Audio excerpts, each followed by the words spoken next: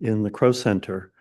We have the good fortune today of having with us two speakers, but three people who brought this presentation together. Christine Liu, who is the president and founder of the Foundation to Preserve Ukraine's Sacral Arts.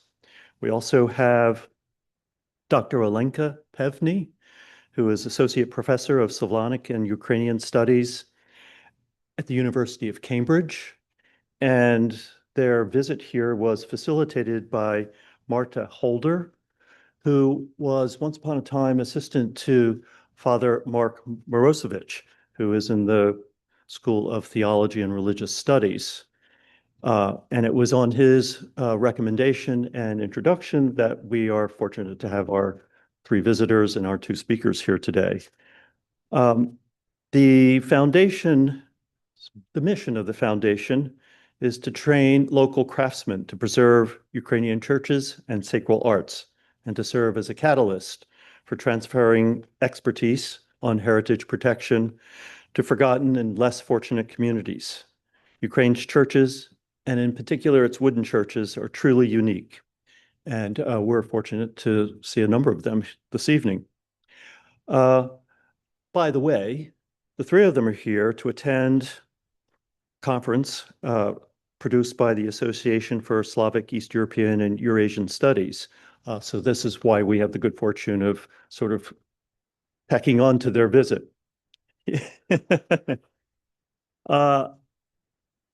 Olenka is going to introduce the speech or the presentation by Khristina.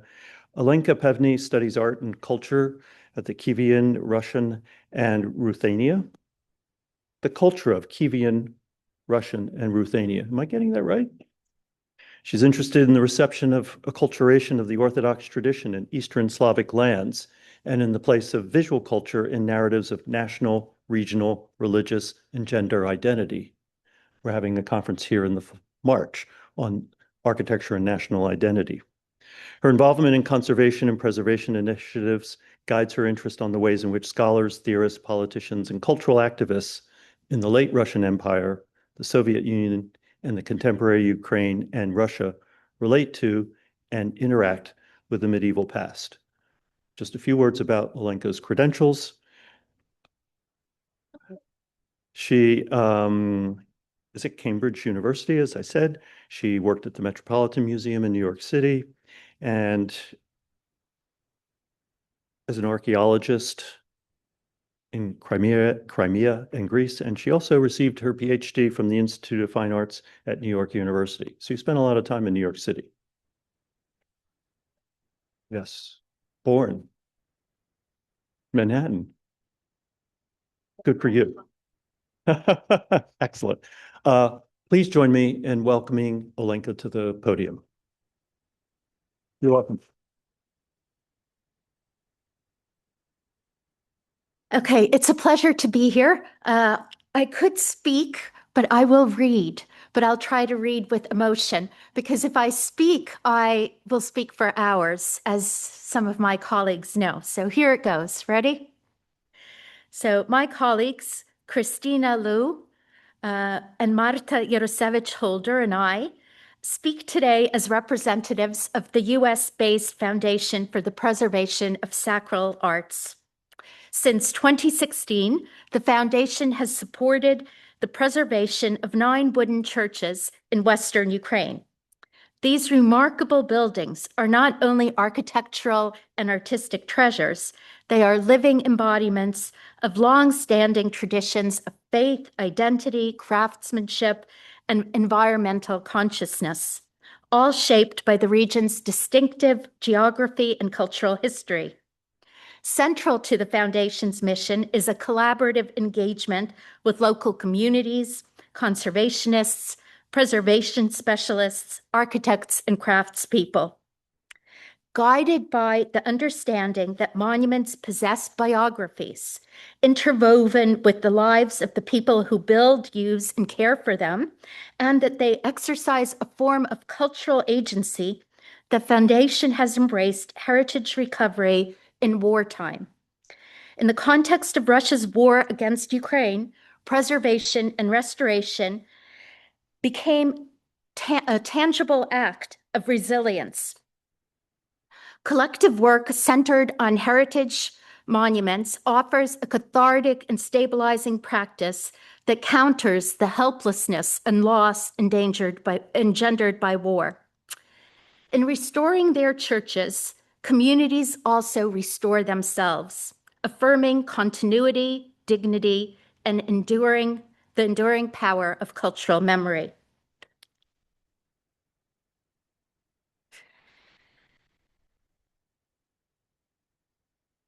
Ukraine's ecclesiastical history is long and rich.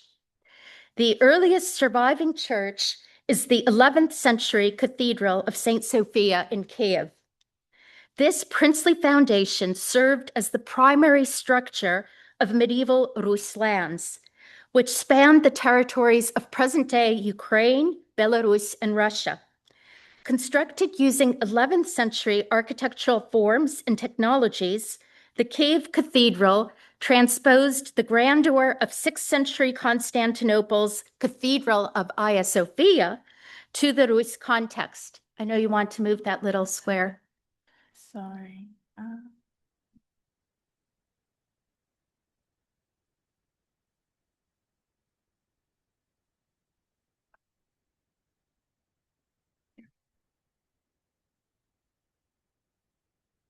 Okay.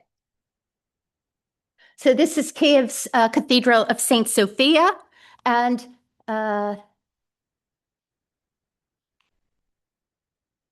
okay, so now it's not advancing.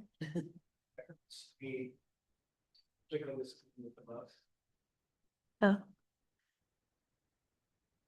Okay, and this is the Hagia Sophia in Constantinople.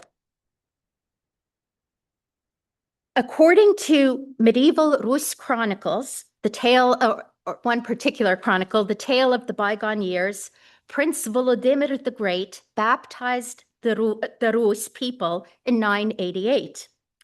While political and economic motives were significant, the church chronicle attributes Volodymyr's choice of Byzantine Christianity to the beauty and splendor of Constantinople's Hagia Sophia.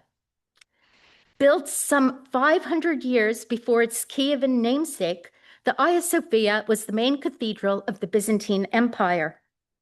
Contemporary authors, such as Paul the Silentiary, claimed that with the foundation of the Hagia Sophia, Constantinople surpassed Rome as the cultural and religious center of the Christian world.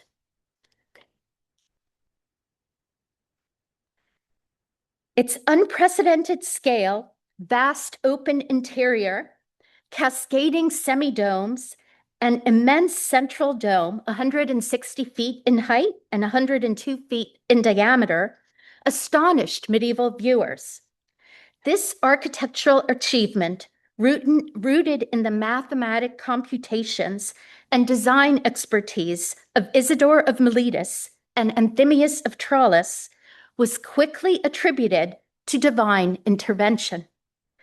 The 6th century historian Procopius famously wrote that the Hagia Sophia's dome appeared to be suspended from heaven by a golden chain. The 11th century builders of Kiev's St. Sophia did not replicate this monument, but they did reference its scale and its dome.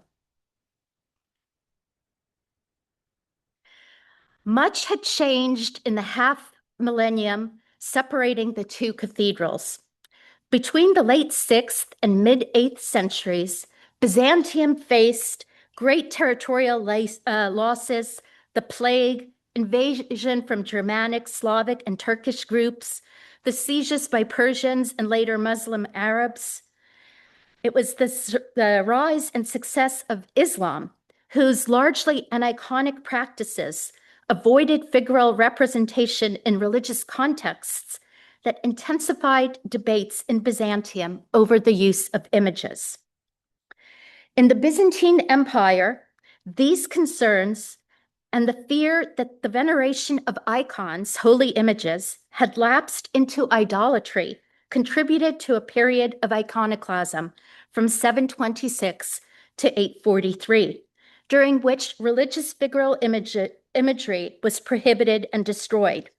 When the Byzantines emerged from iconoclasm, they had recalibrated their stance on religious images. These shifts profoundly shaped church architecture. Theologians argued that the icon is a fundamental expression of Christian belief. In Christ, God became visible, and therefore his likeness could be depicted. To prohibit images of Christ, they insisted, was to undermine the incarnation and its salvific meaning. As Athanasius of Alexandria wrote, God became man so that we may be made divine, not by nature, but by grace. In Byzantine Christianity, icons are not illustrations, but points of contact with the heavenly realm. When the Byzantines set up icons in their churches, homes, and elsewhere, it was not to have a representation of a person who was not there. Instead, icons revealed the presence, but not the essence, of the holy figure depicted, participating in sanctity through blessing and liturgical use.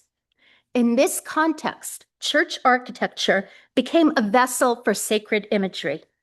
In the celebration of the liturgy, everything becomes the icon or the manifestation of God. From the 9th to the 13th century, devotional practices moved away from large episcopal basilicas towards smaller, more intimate, private, and monastic foundations whose interiors functioned as immersive, all-encompassing icons. So you basically walked into an icon. The domed core became the site of Eucharistic transformation, enfolding the faithful within a visual and spiritual communion with Christ, who enveloped them from the summit of the dome that you see here and in the previous side, and who surrounded them on the church wall, and the saints who surrounded them on the church walls. So you see the figures of saints, so you would be standing among those saints in the church. Structurally, many of these churches were based on the cross dome unit and constructed using brick and stone techniques. The square plan, subdivided into 9 bays, its central dome supported by 4 columns or piers, and an eastern apse functioning as the sanctuary, produced a repeatable, scalable, and adoptable modular unit. Conceptually, the centralized plan of the dome generated a hierarchy of subsidiary spaces that guided the movement of clergy and the faithful. The St. Sophia, constructed in the first half of the 11th century under the patronage of Prince Yaroslav the Wise, was the largest cross-dome church built in Europe from the 9th to the 13th centuries. So I'm comparing the church in Ukraine that you see on the left side with the Hagia Sophia in Constantinople. That's an 11th century structure, and this is a 6th century structure. Like its imperial Byzantine counterparts, it was adorned with mosaics and frescoes.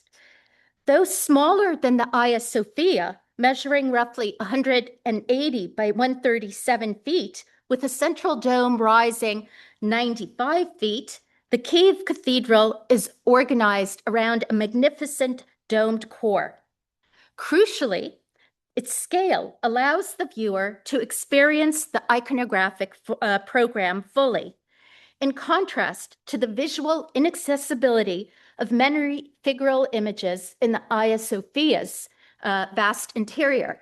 So if you look at the left slide, you see the Mother of God in the apse of the church, the figure standing like this, praying. This is the Mother of God praying.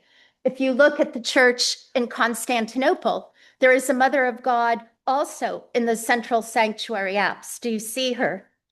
But do you see how small the figure is because of the height? So you can't really relate to the images the way it was intended in the post-iconoclastic period. The Saint Sophia in Kiev embodies the complexity of medieval monuments, their capacity to carry multiple meanings across time. Yet from the 19th century onward, Russian imperial and later Soviet narratives reframed the cathedral as the birthplace of Russian Orthodoxy and proclaimed Kiev the mother of Russian cities, overshadowing the St. Sophia's medieval Kievan and Ukrainian contexts, and obscuring its role as a site of transcultural exchange, creative negotiation, and local innovation. Architecturally, the exterior of St. Sophia tells a much more complex story than that of Russian hegemony. The rising helmet-shaped cupolas, the stucco ornamentation, the pediments, pilasters, the colonnettes articulating the white facades reveal the exuberance of the early modern Ukrainian Baroque style. Inside, by contrast, medieval mosaics and frescoes dominate. They are interspersed with 19th century Neo-Byzantine compositions. 17th and 18th century Kozak Baroque painting survives only in fragments, a consequence of 19th century restoration campaigns carried out under Tsar Nicholas I and Alexander III that emphasized the Russian past over the local Ukrainian one. Today, these Baroque forms are widely recognized as markers of a distinctive Ukrainian architectural identity. Ukrainian Baroque, often called the Kozak Baroque, is one of the most distinctive architectural styles of early modern Eastern Europe. Flourishing from the mid-17th to the mid-18th century, particularly in the Kozak Hetmanate and the Kiev Metropolitanate, it combined medieval Rus traditions with Western and Central European Baroque elements to produce a uniquely Ukrainian visual language. Its monuments, typically tripartite or cross-domed in plan, are typically tripartite or cross-dome in plan, and their pear-shaped domes create rhythmic pyramidal silhouettes that engage both with medieval masonry monuments and the vernacular wooden architecture and vernacular wooden architectural precedents. While the Cathedral of St. Sophia is the oldest surviving church, it was not the city's first ecclesiastical structure. Wooden churches are recorded as early as the mid-10th century, as illustrated by this modern reconstruction drawing of the medieval city of Kiev. The earliest surviving wooden churches in Ukraine date to the 15th and 16th centuries. Archaeological, textual, and ethnographic and comparative evidence suggests that early examples were built of pine, oak, or fir using a block technique that in Ukrainian is called zruby, or a post and lintel construction. Joints were secured with dovetailing and wooden pegs, and roofs were clad in wooden shingles called gonte. These structures were generally small parish churches or private chapels, either single hall in form or tripartite. And when I say tripartite in church terms, this means the narthex, where those not initiated to the faith stood, the nave, and the sanctuary. In plan, and tripartite in plan. Early modern travelers to Ukraine record the widespread presence of wooden churches across the country. Often they were built alongside the ruins of medieval masonry churches, as seen in Kaniv, and this is an image of Kaniv, a city 15 miles south of Kiev.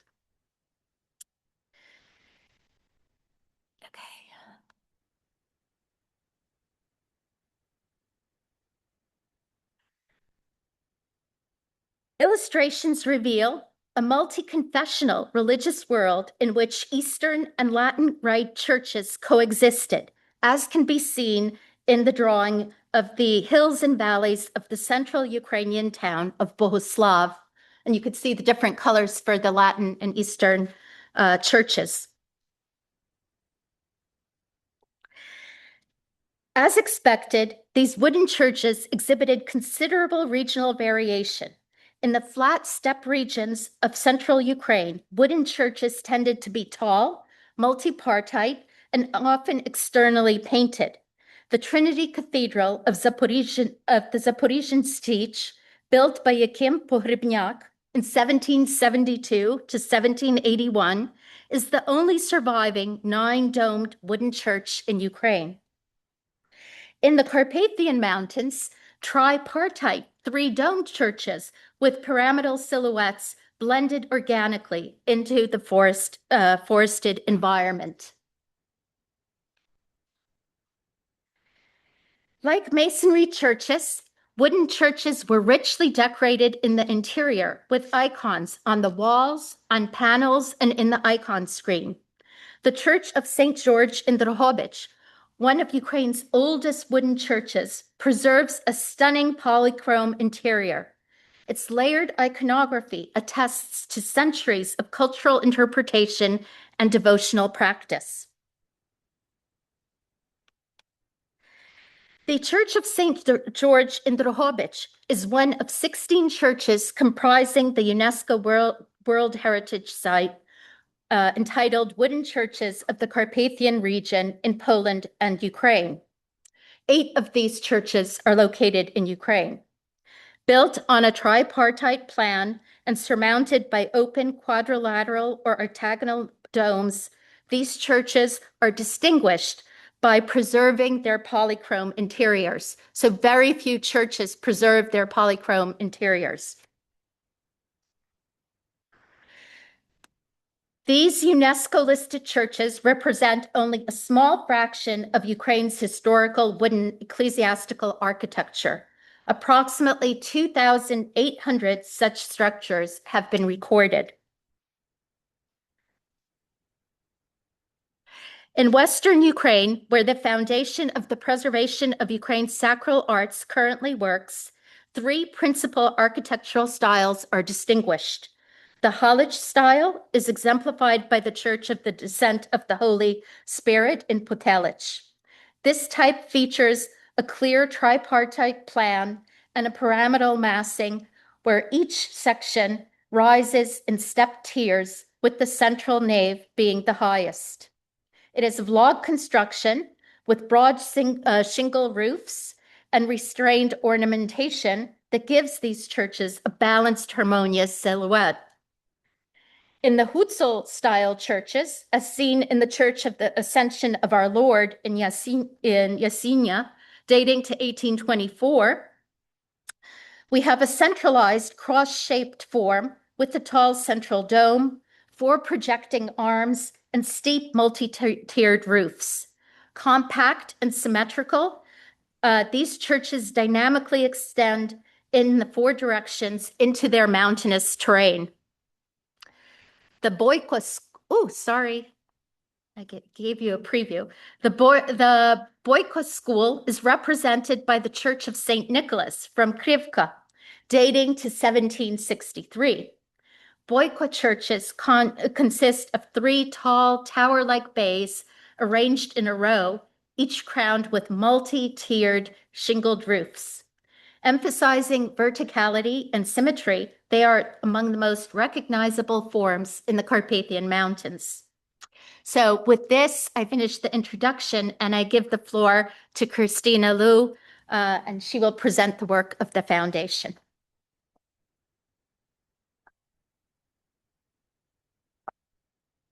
Hello, everyone. Hi, Michael. Nice to see you. Glad you could make it.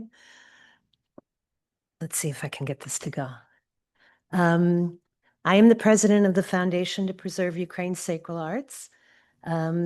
We have been working in Ukraine since 2016, restoring churches, iconostases, which are the walls that separate the church from the faithful, the sanctuary from the faithful. And since the war began, we've actually become much busier because despite the fact that almost every family is touched by the war, people want to pray. They want to preserve their churches, their history, their culture. It's all part of preserving Ukrainian identity. This church is the Church of the Epiphany in a tiny village called Kuhayuv. It is built in 1693. As Dr. Pevny mentioned, wooden churches in Ukraine, of which there are, my count is 2,500, yours is better, 2,800. 2,800 churches, wooden churches. It's Google's. Ukraine is the home of more wooden churches than any country in the world. This is a very good example of the boyko style. I was in Ukraine this summer to look at 3 of our projects. This is what the church looked like in 1930. This is what it looks like today. Lviv Restoration, which is an outstanding restoration firm in Lviv, the western Ukrainian city of Lviv, has taken the entire church apart, labeled all the pieces, and restored the pieces that have been eaten through with the little monsters that get into the wood. Here you see they've literally pulled the roof off of the church, and they're taking it apart piece by piece, restoring it. When I saw it this summer, the roof was back on. But it's a very slow process. This is a project that we did in 2019. Whoopsie. This is the presentation of the Blessed Virgin Mary Church. It was built in 1702. You see that the roof is metal. Ukrainian churches wooden churches will have metal cladding, but in a true tradition, it's meant to have the wooden shingling, which is called gonte. So when we came to see it in 2019, this is what it looked like. It was literally falling apart. Well, this thing has got a mind of its own. Whoop, stop.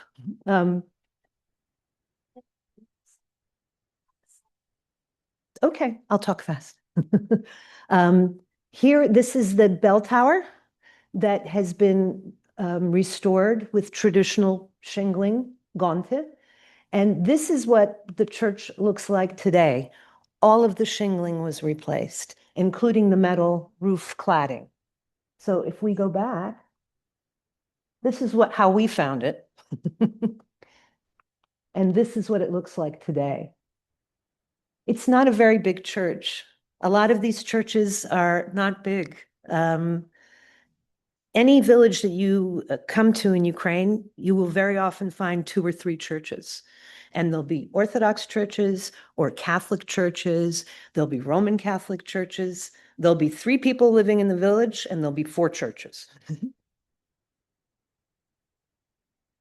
Okay, now it's going backwards. I'm going forwards.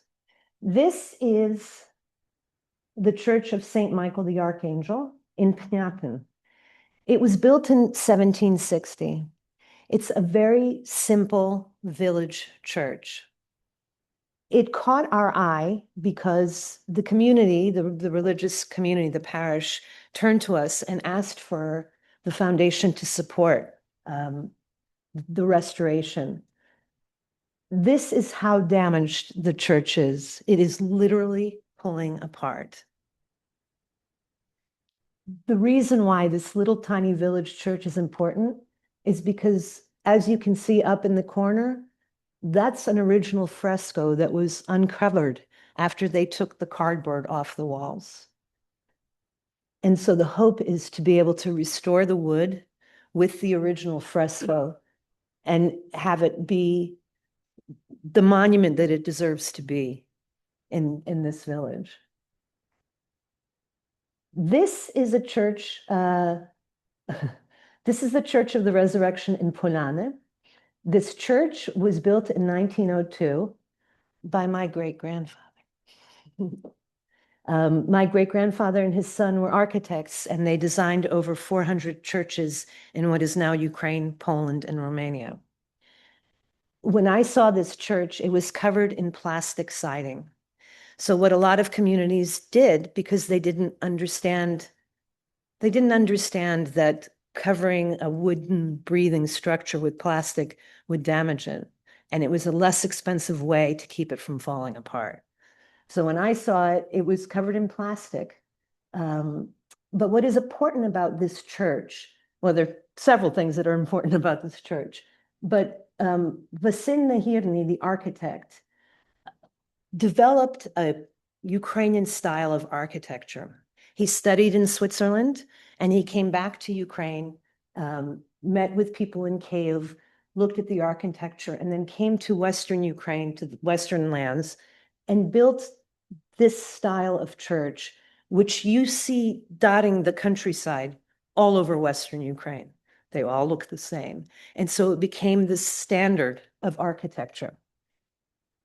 The beauty of this church is that its interior cupola was painted. These frescoes were painted by Modest Susenko, a very important painter at the turn of the century. He was born in 1875.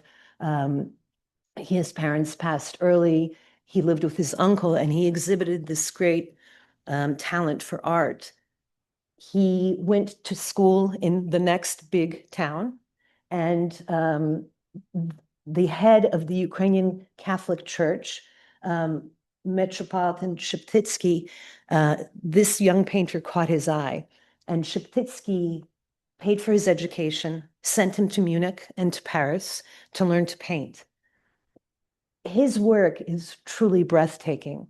He combines a sense of Byzantium with Western European style, but he incorporates the Ukrainian national tradition. So these figures there are elements of Ukrainian national identity tucked in there. And of course, the bold colors that he uses, the purples, the oranges. When you walk into this church, it takes your breath away. Unfortunately, as you can see, the paint is literally coming off of the cupola, and it sprinkles on your shoulders when you're there. The foundation has been supporting the restoration of this church since 2020, and we are taking on the restoration of these Susenko frescoes, which is a very, very big project for us. We typically give grants to local communities, $5,000, grants to get them off their feet, to get them going. A project like this will be $75,000. But it's so important because it's one of two churches remaining that still stand, that have Susenko's work. He painted quite a bit. And when the First World War started, he was mobilized as part of the Austro-Hungarian army, got tuberculosis, and he died at the age of 45. So there are very few remaining. I mean, his legacy is amazing, but there's very few pieces of art and work that you can see that still stand. This is the scaffolding that I climbed up to get close to these images, but they're just breathtaking. They're really breathtaking. Whoops, it's jumping again. Clicker pointed towards the podium. Okay. Point towards the podium. Okay. This is the Church of St. Nicholas, which is in the modern style. And you can see that it has the elements of a more traditional church, but it's got a little bit of flair. This church is in bad need of restoration. It is wood. This is the back of it. And then you can see how the rain has damaged the wood. So it will need to, all of the wood the gonte will need to be replaced, as well as the roofing. So this is just a snapshot of the type of work that we've been doing in the past couple of years.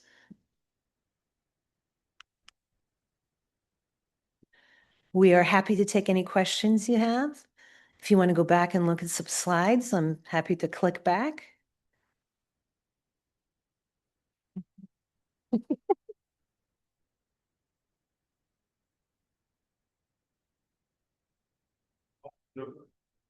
How did these churches fare during the Soviet Union? Was there local maintenance on any of them, or were they discouraged? Some were Microphone, closed. please. Nathaniel, microphone.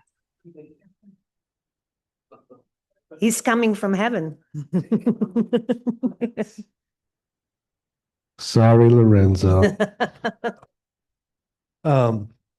Were the churches, and I'll pass this around if anybody else has any more questions. Were the churches maintained at all during the Soviet period, or were local communities discouraged from putting resources into their churches? So the Ukrainian Catholic Church was banned during the Soviet era. Yeah. And in fact, all religion was banned under the Soviets. Some churches were given to the Russian Orthodox Church as the official church of the Soviet Union. A lot of them were closed. Some were used as storage, grain storage. A little bit. So what the Soviets did do is they were interested in Ukraine, they were interested in the culture of the people. So they would save some of the churches from different villages and move them into architectural parks, like they have in Russia as well. So there are a number of really outstanding architectural parks. One is in Lviv, one is outside of Kiev. There's another one. I think the first one in Ukraine was in the city called Pereyaslav, south of Kiev. So they they took examples of different styles and literally moved the churches to these architectural parks.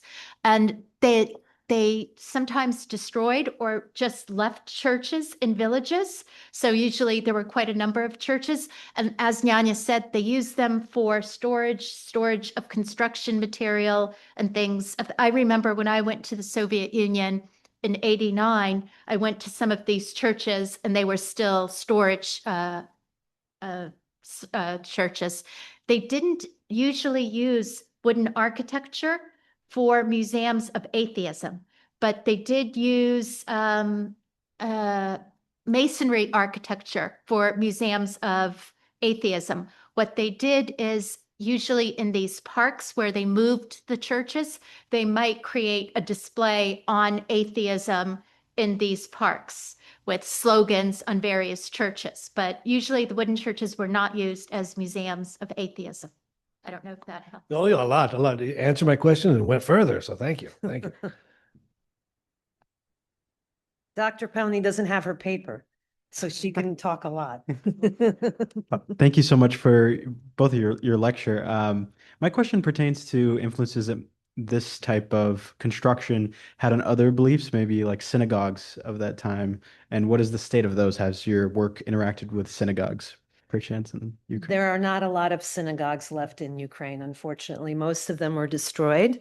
I did go to, and Martha, you were with me. We went to the largest synagogue in Western Ukraine in the city of Drohobych. It is brand new. Unfortunately, most of the synagogues have been destroyed. We would happily work with a community that wanted to restore a synagogue or, a temple or what. It's just, in this case, there aren't very many left. Thank you. There are now groups in Ukraine, architectural groups, that are trying to restore the Jewish heritage, and like cemeteries and synagogues. So I don't know, maybe they'll apply. We would happily welcome them. I've seen the Jewish cemeteries. They're very beautiful. I remember in Dresden, there was a great synagogue built, designed by Gottfried Zimper. It was this magnificent thing, and it was destroyed by the Nazis. And then after the wall fell and reunification happened, they welcomed some Russian Jews into the city.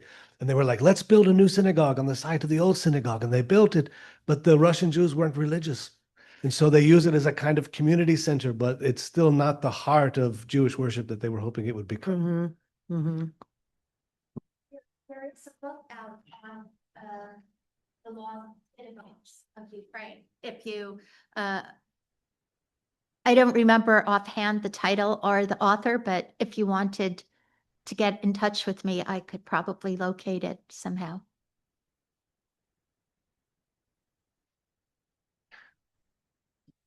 Thank you. I don't pretend to make a serious comparison here, but happened to be working in a Moroccan room for someone's house. And obviously there's a lot of, you could compare this to some Celtic, some of the intertwining things, but those stars and intertwining patterns and multiple pieces of color are just reminding me so much of the Moroccan patterns that we're working with. And I don't know if there's any connection or it's just a human desire to design things with beautiful color, but it's interesting how related they are color-wise.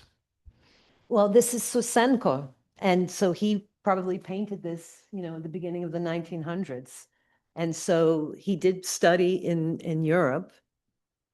So that maybe the Byzantine touch was also, because the Byzantine art was touched by Islamic art and vice versa. Of course. Maybe that's the connection. It's very beautiful. I've never seen that before. I'm amazed. Like the quality of the painting is amazing. It is amazing. It is amazing. I climbed into the scaffolding and was able to shoot some great photos, but it's just spectacular. Really spectacular. I'm so glad you're working to save it. On that note, and this painting, you mentioned it was fresco. How was that done? Is it applied directly to the wood or? So I asked my colleague in Lviv, who is a restorer, and he explained to me that typically what happened was a wooden church would be built. They would put, they would make almost like a paste. They would put linen on top of that. It's a gesso, I think it's called. This is the art historian over here. It's a gesso. They would put linen on top and then they would paint on it. Although he has told me that he has seen painting directly on wood.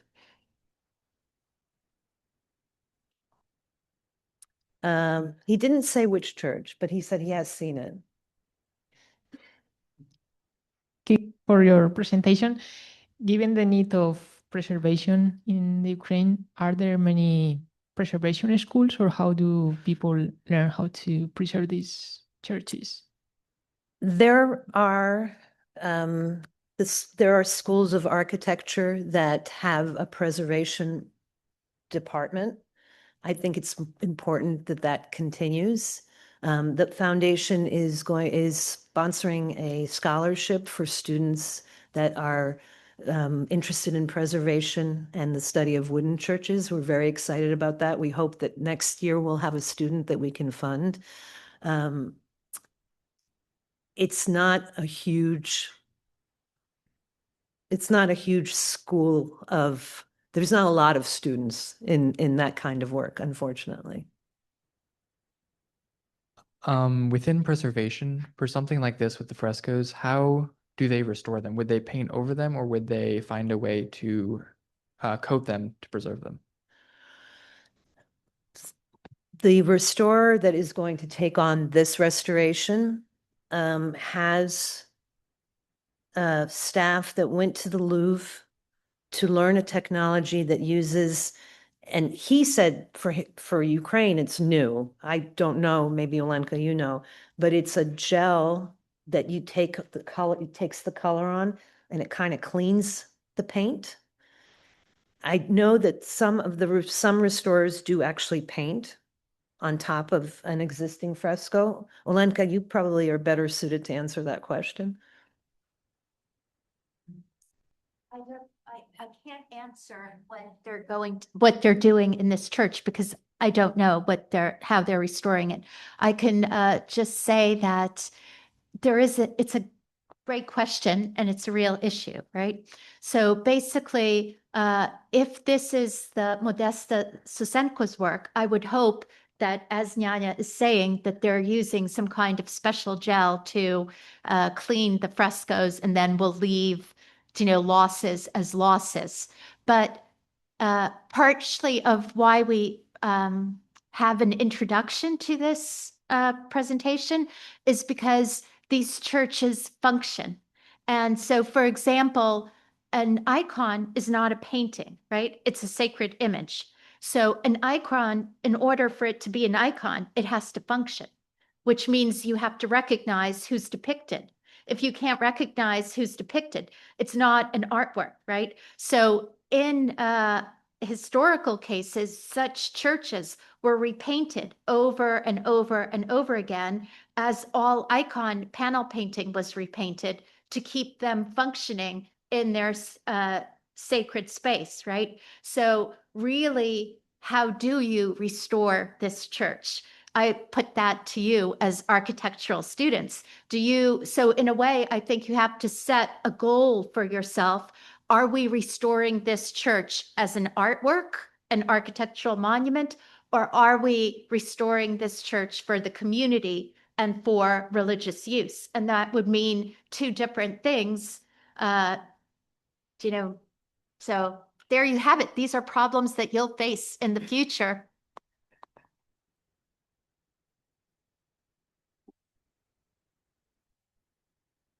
Thank you for the presentation. This was wonderful. I have a question more about the wood, as you mentioned, or with the shingles. I think you called them guta. Is that Gonte. Gote? Yep. Gonte. Okay. Anyways, so you mentioned that in the, I think it was St. Michael the Archangel chapel or whatever. Yes. Oopsie. Well, you mentioned that you need to replace the shingles. So when you replace those shingles, do you like locally source the wood, and do you use are there specific types of wood you go to, like specific ways of manufacturing the wood, traditional ways? Like, what does that look like? So, Western Ukraine is very near the Carpathian Mountains, and these wooden churches were sourced from the Carpathian Mountains. They also use the larch tree. So they do try and source. They try to use what was already there. And a lot of the craftsmen actually come from the mountains. They come down from the mountains and they do this work because it's not taught in school.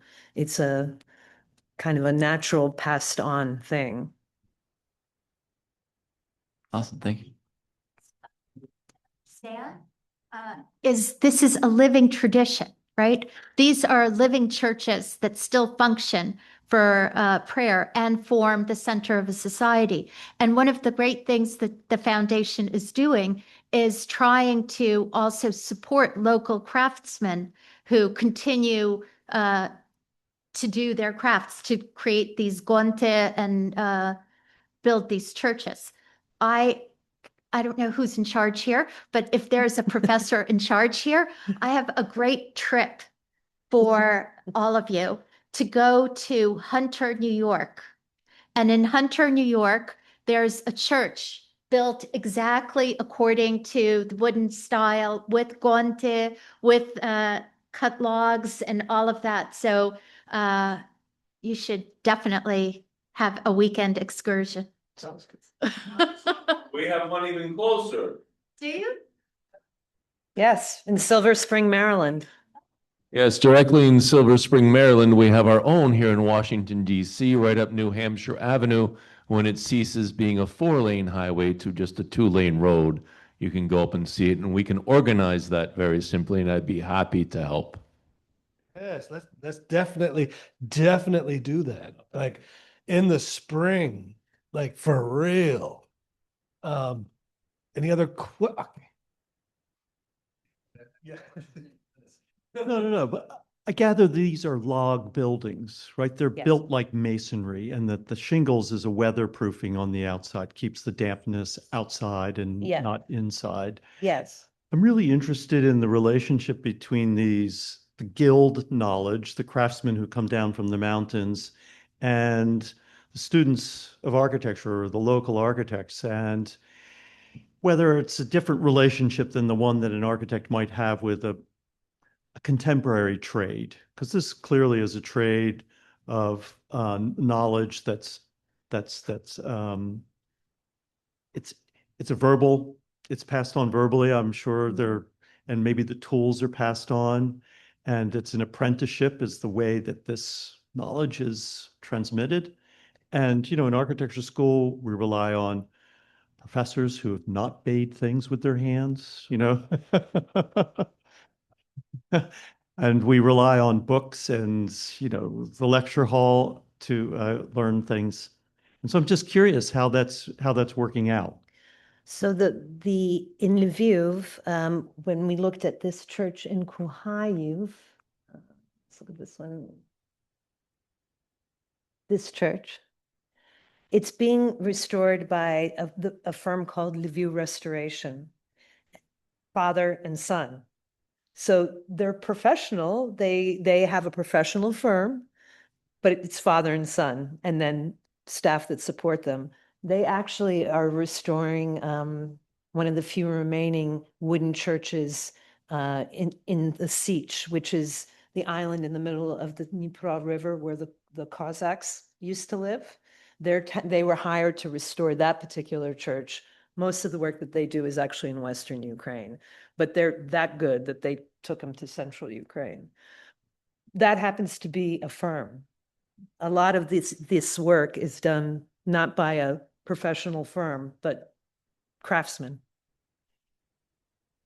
So they need a wrangler to get them together and bring them to the job. Yeah. They need a school. Thanks. Just one or two more comments. The young people are asking about preservation. If you haven't already, you can check out the Association for Preservation Technology, which is both national and global, and it's full of people who do nothing but try to figure out how to preserve all this stuff, all kinds. So you know, you can try to contact them. And then we're trying to help Carlisle House in Alexandria, 1743, one of the older buildings there, figure out what to do with their roof. They keep putting a wood roof on. It wears out in 13 years, and they try to think if they're going to go pay for that again. But anyway, but we were looking at George Washington's Mount Vernon, which is a very similar sort of half, you know, very skinny, actually interestingly similar to this, fairly skinny half round shingle, not as skinny as yours, but still fairly thin. And apparently that was cypress. So, but as far as I can tell, cypress and cedar don't outperform each other. They're both quite good, but they don't last forever. But anyway, Mount Vernon has a staff of people who are very serious about this kind of preservation. So you could, you know, or I could maybe help. You could talk to somebody there about how they're researching, how they're looking into it, and how they're figuring it all out. So a couple of ideas. Yeah, while Charleston was the birthplace of American preservation, the first project was Mount Vernon. So Is that right? yeah. Exactly. Any other questions? Are we gonna let these people go? There's a question in the chat. Oh, there's a question in the chat. Laura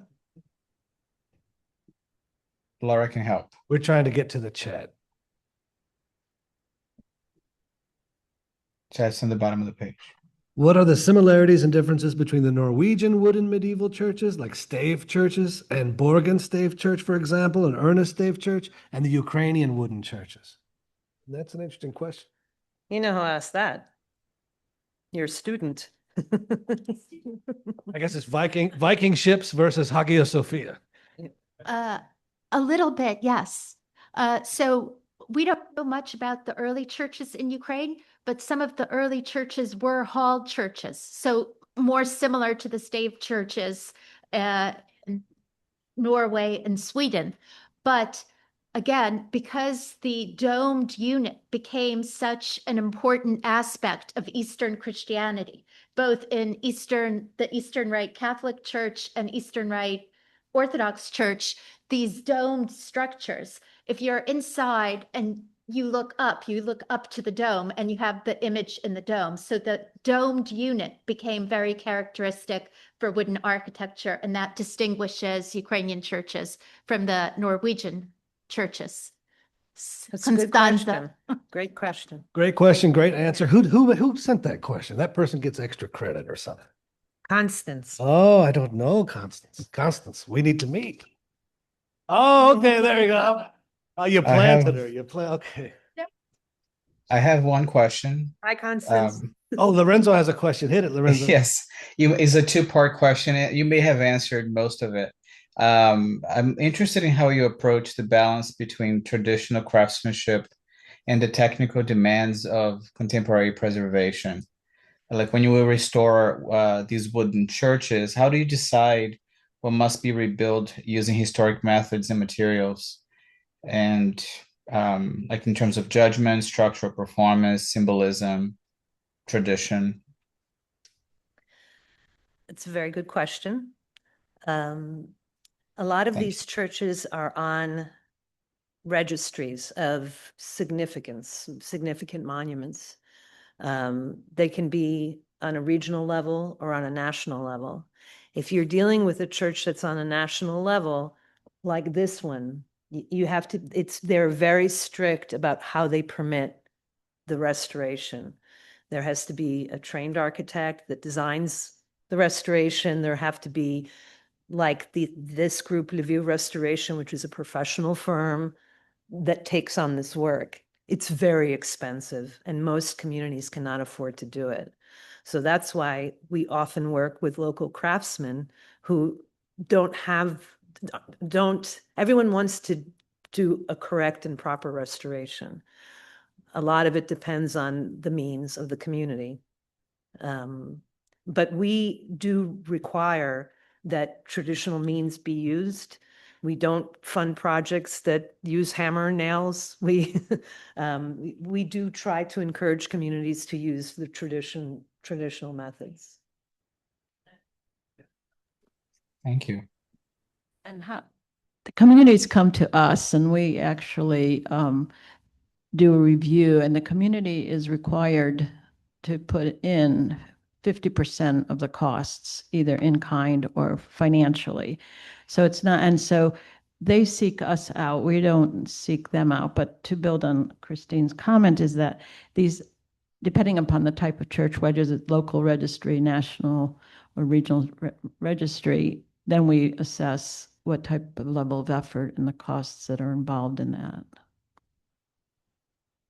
Make sure everybody has skin in the game so that it'll be maintained as well as restored. Lorenzo, I would just like to say excellent